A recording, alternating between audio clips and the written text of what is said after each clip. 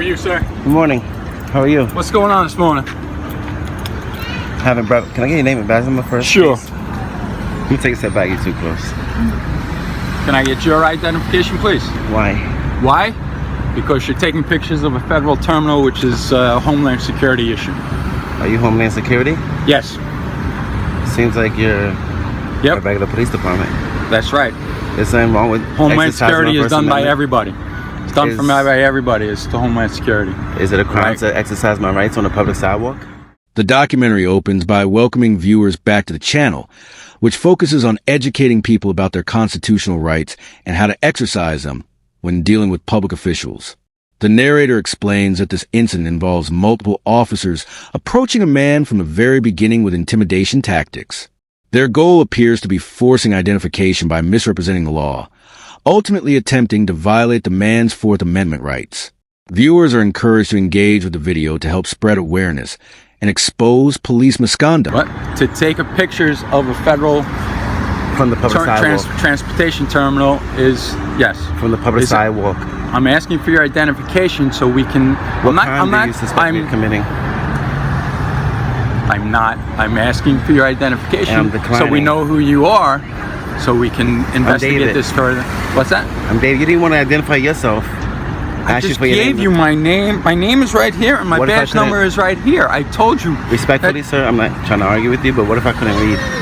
What if you couldn't read? My name is Reed, R-E-E-D. My badge number is 4861. It's just about being professional. Is that okay? Yeah, because you never people you come across. And I'm asking you for your identification now. What I'm saying is, people that you come, I'm sure you come across a lot of people. Right. You can't assume that everybody could read. Okay, I got your point. To verbalize. The first officer makes contact and immediately requests identification while standing uncomfortably close. The man calmly asks why his ID is being demanded.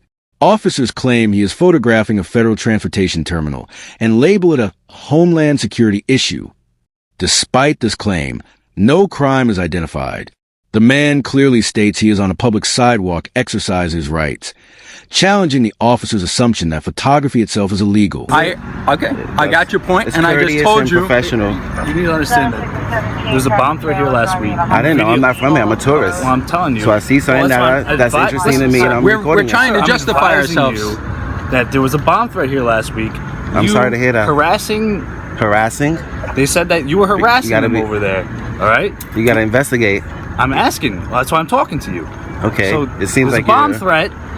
You were over there talking to the I didn't say anything to anybody. Okay. I have everything on camera. I don't know what you're doing. Exactly. That's why I'm trying to figure out what's going on. Okay, we're just asking for your identification so we know who you are. The only reason in case something happens in the future. Sure.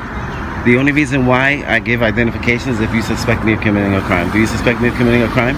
No, you don't know yet. You might. Now, so then you might. We want to identify you in case something happens. What's that? Investigate, because I don't get my investigating, and part of our investigation is to get your identification. Officers attempt to justify their actions by referencing a bomb threat from a previous week. The man explains he is a tourist with his family, taking photographs of something he found interesting. Instead of acknowledging this explanation, officers shift their reasoning, stating they want his identification in case something happens in the future. This reveals a dangerous misunderstanding of reasonable suspicion and constitutional limits. Reasonable articulable suspicion that I committed a crime, in committing a crime, or about to commit a crime? Yes. What crime? What's that? What crime You're taking video, which might lead to some type of terrorist act, right? We don't know. We don't know that. I'm with my family. How do you know that? I just told you know how you don't know that? Because I told you I've never been here. I'm a tourist. I'm with my family. This is interesting. So I took a picture from the public sidewalk. To take your listen, I just want to cut this. I want to make this simple. Can we make this simple? Sure. Just like you were trying to articulate that not everybody knows how to read and write, right? Well, I'm trying to articulate that we have no idea exactly what your intentions are. This is why you investigate. We are investigating. Part of our investigation is to ask for your identification. Okay. Exactly. You said first you accused me of harassing. Harassment is a repetitive option. It's a repetitive action. That's what they told me. I didn't say That's why I'm to them. talking to you to figure out what the deal is. And I told you I have everything on camera. I didn't say nothing to them. Can we see what was on camera then? You don't have to. I mean, I just want. You don't have to take my word because I told you I didn't say anything to them.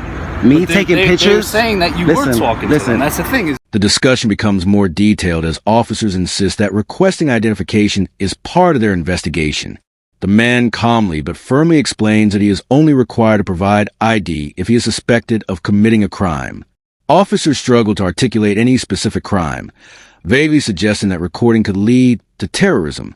This portion highlights how fear-based language is often used to justify unlawful demands. After they started talking to me, I didn't initiate contact. They initiated contact with me. So you guys are. So if anything, they're harassing me.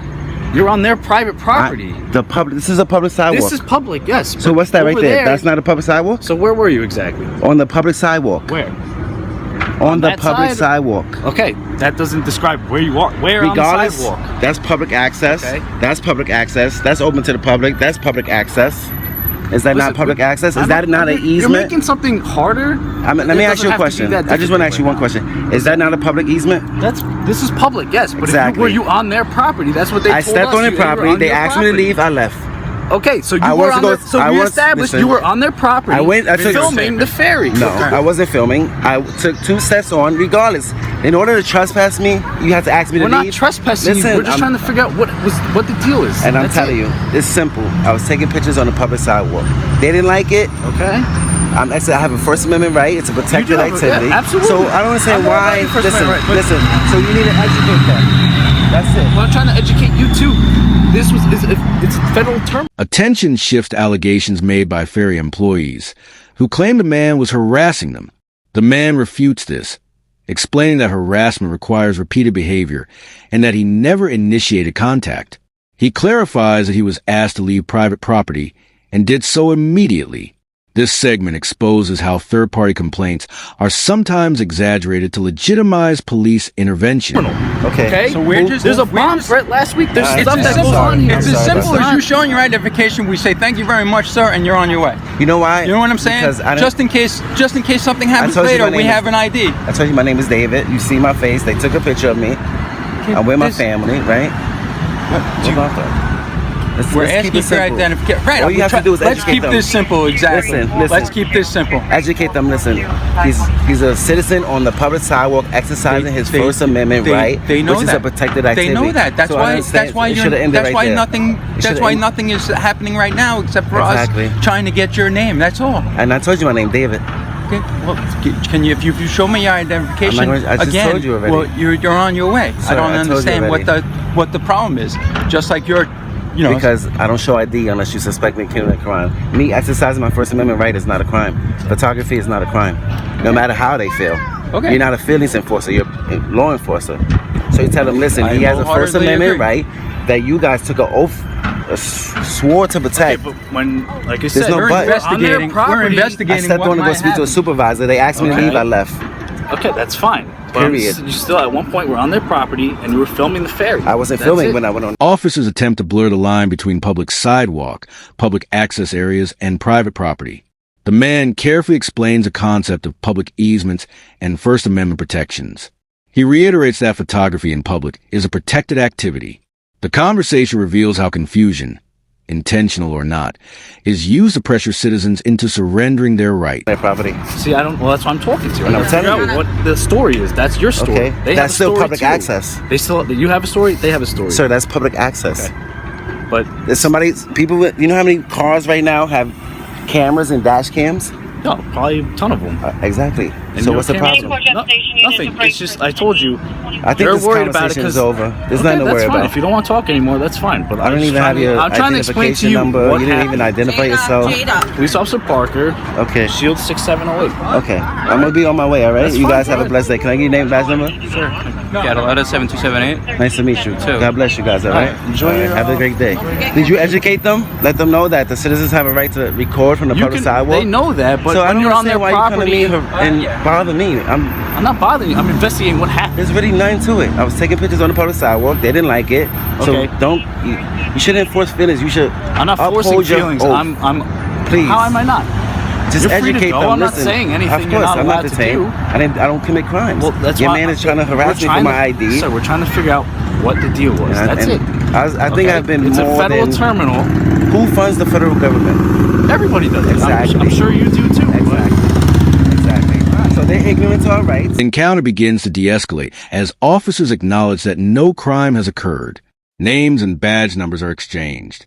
The man stresses that officers should be educating employees and the public about citizens' rights instead of enforcing feelings or discomfort. The officers claim they were only investigating, despite never establishing lawful grounds for detention. You guys know our rights. I have to investigate what's still going on. I understand. I have to talk to you. I understand. I hope you educated them. Well, I'm going to talk to them and see what they want to do. Because this is a tourist town. Because I'm sure they're not going to want you back on their property. That's public access. What if I needed to take the ferry? That's like the MTA. It's still a private company. The MTA is a private. They can refuse you going on the ferry. The MTA is a private company, but it's public access, right? They can refuse. I'm not sure about the MTA. You understand what I'm saying, right? That's fine. It's fair. Yeah, it's a private business. That's fine. They can refuse. Yeah. But they have to tell you, hey, we want them trespassing. And I'm not going on the property. I don't need to take the ferry. The only reason why I took 2 steps on there was to speak to a supervisor about the guy recording me while I'm eating breakfast. That's it. They said get off the property. I left. I know how to trespass and laws go. You know what I mean? Trespassing you. Well, you can't. I'm not just on saying, their property. well, I'm telling you, you were on their property at some For 2 point. seconds. Yeah. Okay. They asked me to leave. I left. And that's fine. All right, that's fine. Then that's what I'm saying. So I don't see the issue. Yeah. The issue is they don't like that I was taking pictures from the public sidewalk. But they have the right to do that. Exactly. That's where you guys come in and educate them. Simple. I didn't know about no bomb threat or nothing like that. I've never been here. I'm taking pictures. They're on heightened alert. They didn't like it. I understand that. The bomb threat last But it's always because you guys work for the public. It's about being respectful and cordial. Hey. This is what happened.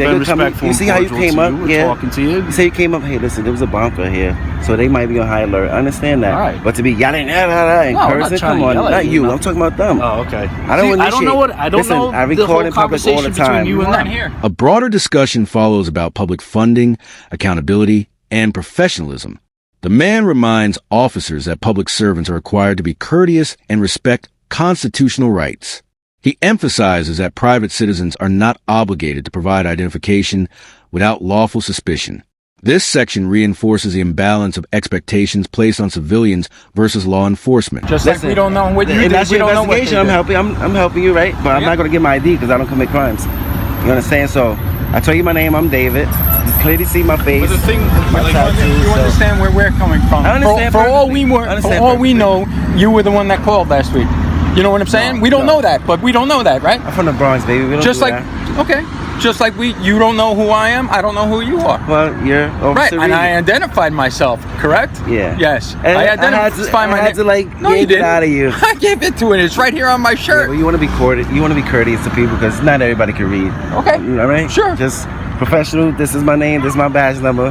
That way, there's no confusion. You know. See, but this why is don't? this.